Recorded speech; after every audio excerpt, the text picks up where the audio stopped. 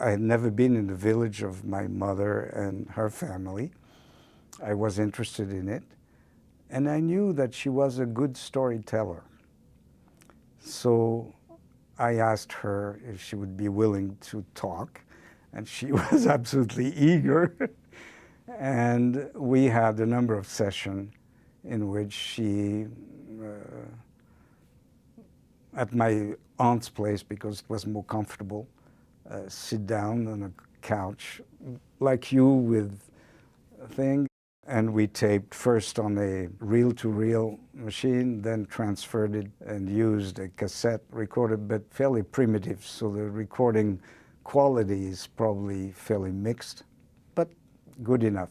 We had a number of sit-down sessions where she was telling stories. So the total is probably about 3 hours. It has periods where she talks about her grandmother, who is a very important element in her life in the village, her family, and thereafter other episodes in her life and the village's life. I kept very emotional about the content of these interviews. And the interesting things there, as I said, my mother was a very good storyteller. Some of her stories were so fantastic that I was wondering, is it reality? Is it folklore? Is it imagined? So I decided to check it out a little bit, and I decided to try to interview her sister, my aunt, about the same events.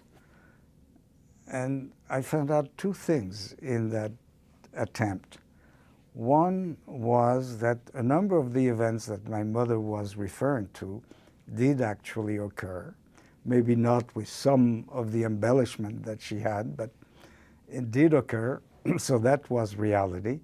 But I also find out that my aunt, who had gone to college and spoke French very fluently,